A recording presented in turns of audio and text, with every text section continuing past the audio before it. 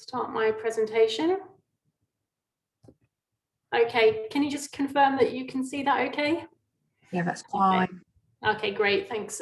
Hopefully I managed to stay with you the whole time. I know my connection can be a little bit rough sometimes, so please bear with me. So yeah, my name is Katie. I'm the lead for workplace physical activity at Active Norfolk. For those of you who don't know who we are, we're an organisation who work with a range of partners to increase physical activity and sport in the county. So in this session, I want to highlight the importance of supporting employees' health and well-being, with an emphasis on those aged 50 plus, and in particular about how physical activity can contribute to that. Okay, so during 2018-2019, the Physical Activity and Transition Study, otherwise known as PARTS, was undertaken by Active Norfolk with the UEA and funded by Sport England. And the study set out to explore how retirement impacts on physical activity, as well as the personal experiences, barriers and facilitators to being and keeping active whilst transitioning from work into retirement. And for the study, the transition period looked at the period from 55 plus. There is a report on our website with key recommendations and key findings and recommendations. So if you're interested in getting some more information about the study, you can go to that page and have a look. Okay, so some of the key findings that came out through the PART study was that in England, participation in physical activity tends to decrease around the age of 55, which for most older adults is whilst they're still employed. The frailty and pre-frailty, which is a decline in health, resilience and mobility often associated with ageing, are conditions that were previously expected to be found in people at retirement age and over. But now these conditions affect a third of British adults aged between 50 and 65.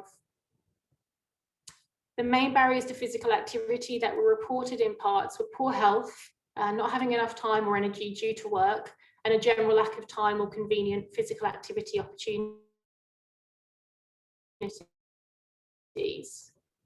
And obviously preventing people from being active, deteriorating health and well-being that could be addressed by supporting people to be active in the lead up to retirement, mean that the challenge of becoming active at retirement is greater. So why does this matter to employers? Well, bad health is bad for business as well as for their employees. Employers incur significant financial costs through sickness, absence, presenteeism, which is being at work whilst you're unwell, or poor productivity.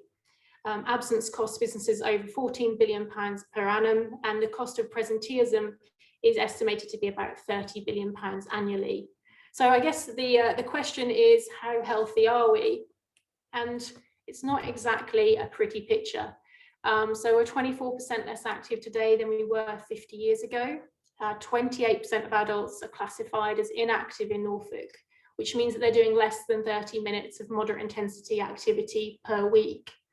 And this inactivity is contributing to a rise in the number of people suffering from avoidable health conditions. A lot of us now are in very sedentary roles, which has separate risk factors associated with it, in addition to inactivity. And also over 15.4 million days were lost to stress, depression and anxiety in 2017-18, which was an increase of 27% since 2009. And certainly something that has been continued to be a priority for employers. And clearly during this period of time with the pandemic is something that is going to continue to be key to support employees with regards to mental health. So the good thing to say, or the good news, is that employers who prioritise health and well-being can see numerous benefits though. So good health is good for business, and it can bring lots of benefits, including a reduction in staff absence, an increase in staff productivity, a reduction in staff stress levels, increase in staff retention. It can help improve the morale of the workforce, reduce workplace injuries, enhance your reputation and profile, and also key for today's session, obviously, is it can help to mitigate some of the problems that are associated with an ageing workforce. So let's just touch upon some of the benefits that physical activity brings for employees. This quote is from Professor Dame Sally Davis, who was the Chief Medical Officer from 2011 to 2019. And she said if physical activity was a drug, it would be regarded as a miracle. So everyone must take it seriously. And that's because of the huge range of benefits that it brings. I just want to touch on some of these benefits. I'm just going to leave this slide up for you for a moment so you can just have a little look over it, but it just touches upon some of the physical health benefits and how it can reduce our risk of diseases. So I'm just going to give you a moment just to have a look over that.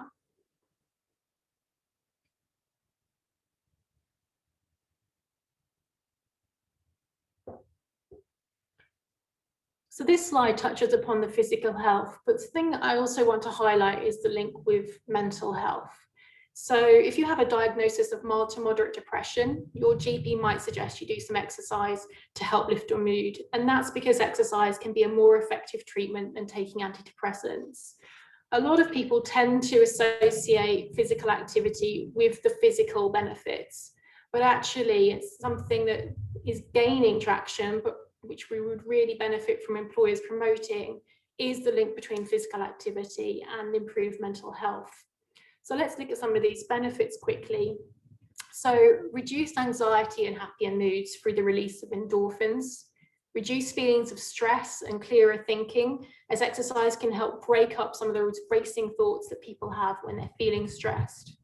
A greater sense of calm, so simply by taking time out to exercise, it can give you the space to think things over and help just calm your mind down. Increased self-esteem, so that's through a sense of achievement from seeing your fitness levels improve, learning new skills and achieving goals. And then finally, a reduced risk of depression. So if you're more active, there's evidence to suggest that at most ages for both men and women, there's a trend towards lower rates of depression. But there's more benefits still with physical activity. So it can help us to maintain or increase our fitness levels and giving us a stamina to enjoy the life we want to. It can help us to reach and maintain a healthy weight. Another big one for a lot of people is it can help improve the quality and quantity of sleep, give us higher levels of energy to enjoy life. Again, key to this session is it can help us maintain our health into older age, improve concentration and mental alertness, opportunities for new learnings, experiences, chances to maintain or build our social network, and obviously something that's priority at the moment is it can help build our resilience to COVID-19. So what I want to do through the PART study, this really identified 3 areas for improvement in relation to workplaces. The first one was about having a well-being policy and strategy. So having a health and well-being policy that promotes physical activity for all employees, including over 55, which provides organisations with an opportunity to make a formal commitment to employees, and a policy that outlines an organisation's aims, objectives and scope, and provides clear direction and methods for achieving these goals.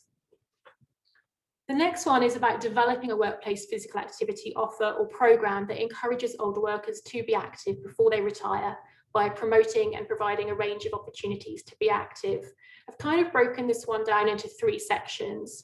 So the first one is for employers to be an advocate for physical activity and to help raise awareness of the benefits that being active can bring. And I would encourage that to be around the areas of changing the message about being active, not just being sporty.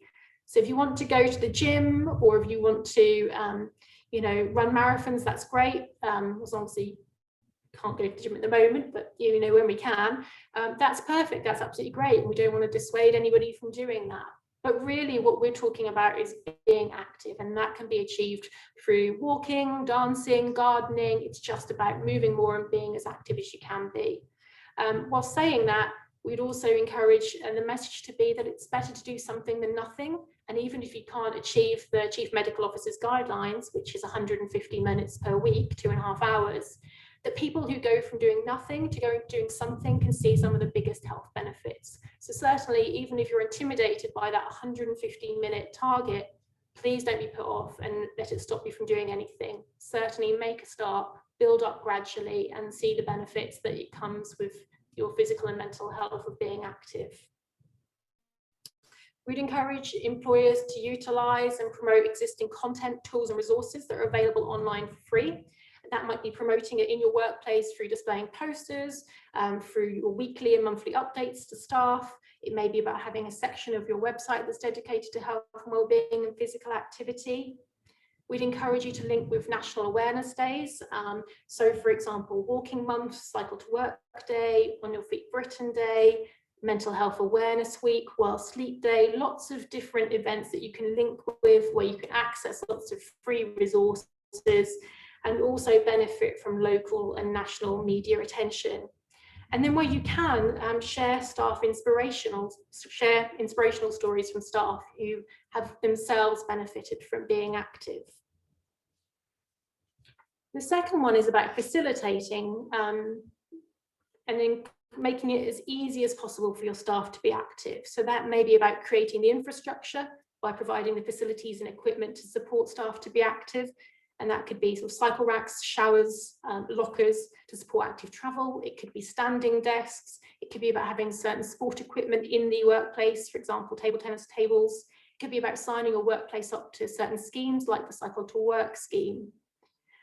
But it's also bigger than that. It's about creating the culture that encourages and supports employees to be active. And that's really where senior management are important, by leading by example, by promoting and role modeling physical activity and being active, challenging that having to be a desk culture that still exists in some workplaces. And where possible, offering flexible working arrangements so that you can encourage and support your employees to be active in and around the working day. And finally, promoting and providing opportunities to be active both inside and outside of work.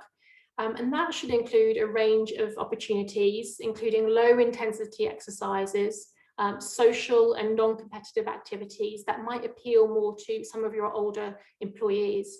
It could be things like walking groups, providing maps of walks that are around your workplace.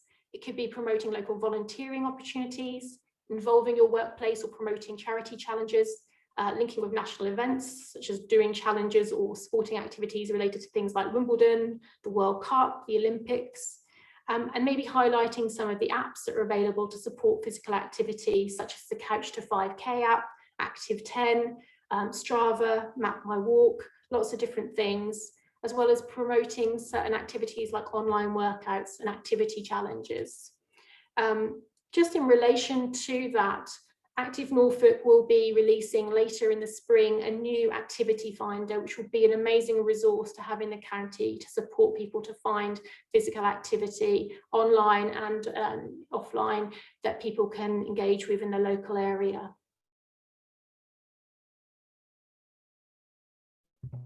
And finally, so developing some type of pre-retirement support package to help employees prepare for retirement. Now that could range or vary enormously depending on the size of your organisation, from a section on your website that provides information that will be useful to people as they approach retirement, which again may include things like financial planning, physical activity, volunteering, those types of things. Or it could be about delivering sessions similar to this, where you have speakers come in every quarter or at a regular period to deliver sessions to staff who are entering that period and would like to receive support. So finally, where you can go next. So Active Norfolk is here to support you.